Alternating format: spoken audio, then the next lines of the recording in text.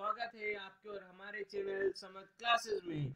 आज हम lecture number 2 है फिजिक्स का और आज हम इसमें पढ़ेंगे इलेक्ट्रोमोटिव फोर्स या ईएमएफ ऑफ अ बैटरी क्या होता है।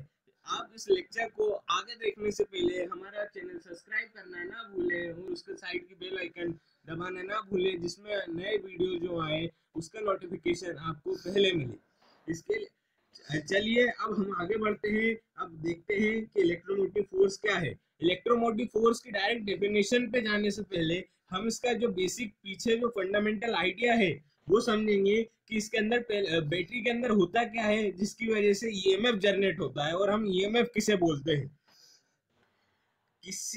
कुछ केमिकल रिएक्शंस के कारण आपको मालूम है कि बैटरी में केमिकल्स भरे होते हैं और उनके रिएक्शंस के कारण जो एनर्जी जनरेट होती है उसको हम इलेक्ट्रिकल एनर्जी में कन्वर्ट करते हैं। तो जब केमिकल रिएक्शंस होती हैं तो जो चार्ज होते हैं इलेक्ट्रोलाइट्स के, जो इलेक्ट्रोलाइट्स पे चार्ज होते हैं वो एक नॉन इलेक्ट्रोस्टैटिक फोर्स एक्सपीरियंस करते हैं। उसकी वजह से जो फोर्स आ रहा है नॉन इलेक्ट्रोस्टैटिक, उसकी वजह से जो पॉजिटिव चार्ज होता है वो नेगेटिव टर्मिनल, यहाँ पे नेगेटिव टर्मिनल मैंने बी से दर्शाया है, तो नेगेटिव टर्मिनल बी से ए तक जाते हैं, तक जाते हैं और जो नेगेटिव चार्ज हैं वो पॉजिटिव टर्मिनल ए से बी तक जाते हैं। तो ये पॉजिटिव और नेगेटिव टर्मिनल कैसे हुए, इसके पीछे का मेन फंडा यही है कि जब केमिकल रिएक्शंस होती हैं तो जो नॉन इलेक्ट्रोस्टैटिक फोर्स लगती है चार्ज पे इलेक्ट्रोलाइट्स के, उसकी वजह से पॉजिटिव चार्ज ए की तरफ जाता है, नेगेटिव चार्ज बी की तरफ जाता है। मतलब पोलराइजेशन हो रहा है बैटरी में, जिसकी वजह से चार्ज अलग अलग डायरेक्शन में जाके इकट्ठे हो जा रहे हैं। तो जब ए पे सारे पॉजिटिव चार्ज इकट्ठे हो रहे हैं तो इसकी वजह से ए पॉजिटिव चार्ज होगा, बी पे सारे नेगेटिव हो रहे हैं इसलिए बी पे नेगेटिव होगा। ठीक, तो हम मान लेते हैं कि एक पॉजिटिव चार्ज क्यू है, उस पे Fn फोर्स लग रही है। Fn फोर्स लग रही है कहां से कहां तक, बी से ए तक। बी से बी ए की डायरेक्शन में फोर्स लग रही है एक पॉजिटिव चार्ज क्यू पे Fn।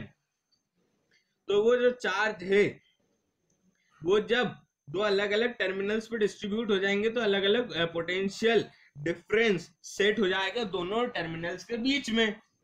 जब दोनों दो अलग अलग चार्जेस पॉजिटिव और नेगेटिव अलग अलग टर्मिनल्स पे चले जाएंगे, एक टर्मिनल पे पॉजिटिव और एक टर्मिनल पे नेगेटिव, किसी नॉन इलेक्ट्रोस्टैटिक फोर्स के कारण, तो एक अलग अलग चार्ज हो जाएंगे तो अलग अलग पोटेंशियल सेट हो जाएगा दोनों टर्मिनल्स के बीच में।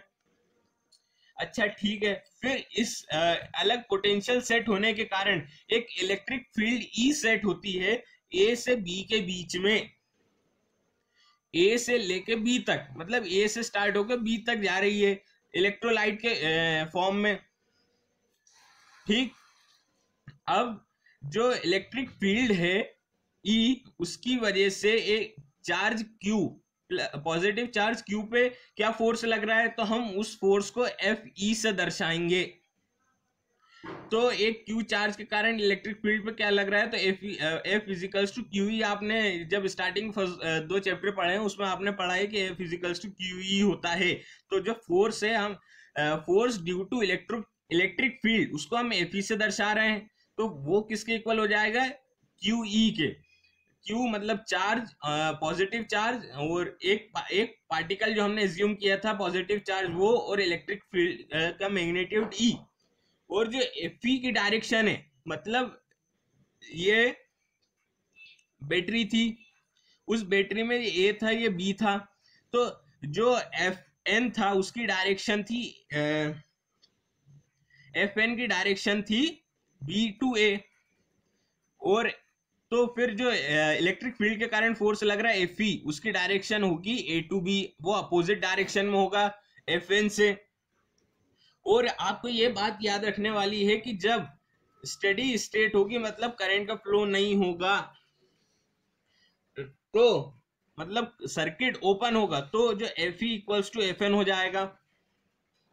ठीक, अब हम निकालते हैं वर्क डन कितना हो रहा है डिस्प्लेसमेंट में एक चार्ज क्यू के टर्मिनल बी से टर्मिनल ए तक जाने के लिए। आपने पढ़ा है कि work done is equals to force into displacement होता है। तो हम वर्क डन निकालेंगे एक इलेक्ट्रोस्टैटिक फोर्स के कारण जो डिस्प्लेसमेंट हो रहा है चार्ज क्यू में बी टू ए में, वो क्या है, तो work done is equals to F N D. F N क्या था, जो फोर्स था चार्ज पे, जो पॉजिटिव चार्ज क्यू को बी से ए पे ला रहा था, ठीक। डी हम उसको मान लेते हैं कि ए और बी के बीच का डिस्टेंस है। तो जब हम निकालेंगे कि हम ये ईएमएफ को दर्शाते हैं इस साइन से, एंट्रोपी से, तो जो entropy is equals to W by q है, हम वो है चार्ज पर वर्क डन पर यूनिट चार्ज, मतलब एक यूनिट चार्ज पे कितना वर्क डन हुआ है, तो हमने उसको जो वर्क निकाला था वो डब्ल्यू बाय क्यू कर दिया, मतलब एफ एन बाय डी। और जो एंट्रोपी निकाली है इसी को हम ईएमएफ बोलते हैं, ठीक। अब ईएमएफ की हम डेफिनेशंस देखते हैं। आपको मेन आइडिया लग गया कि जो वर्क डन पर यूनिट चार्ज है उसको हम ईएमएफ बोलते हैं। तो ईएमएफ की डेफिनेशन क्या होगी, it is defined as the work done by the source in taking a unit positive charge from lower to higher potential. जो बी का पोटेंशियल था वो लोअर था और ए का पोटेंशियल हायर था।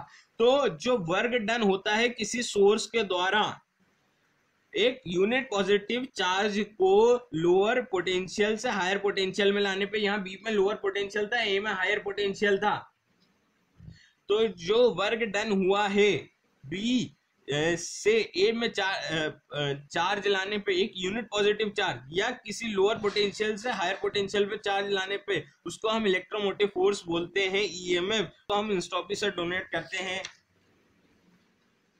अब हम मानते हैं कि जो दोनों टर्मिनल्स हैं बैटरी के वो कनेक्टेड नहीं है एक्सटर्नली, मतलब उनमें दोनों को किसी कंडक्टर वायर के थ्रू हमने कनेक्ट नहीं किया है। तो हमने जब देखा था कि जब सर्किट ओपन है तो F equals to F N हो रहा था। अब जब हमने इधर देख चुके हैं कि एफ इजिकल्स टू क्यू है और F equals to F N है, तो एफ एन इजिकल्स टू भी क्यू ई होगा। F N equals to F E और F equals to Q E. जब हम इस इक्वेशन में डी का मल्टीप्लाई करते हैं तो F N D, F E D, q E D, ठीक।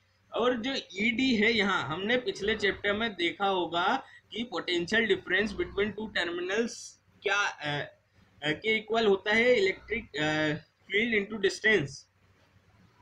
ये आपने पिछले चैप्टर में देखा होगा, और नहीं देखा होगा तो आप अभी जाके देख सकते हैं अपने नोटबुक्स अगर आपने बनाई होगी तो जो potential difference between two terminals है वो ईडी के इक्वल हो जाएगा। जब हमने relation between electric field and potential difference निकाला था उसमें, तो जब एफ एन डी जो था वो वर्क के इक्वल था, तो और जो एफ ई डी के इक्वल क्यू ई था, तो एफ ई डी के इक्वल हो जाएगा क्यू ई डी।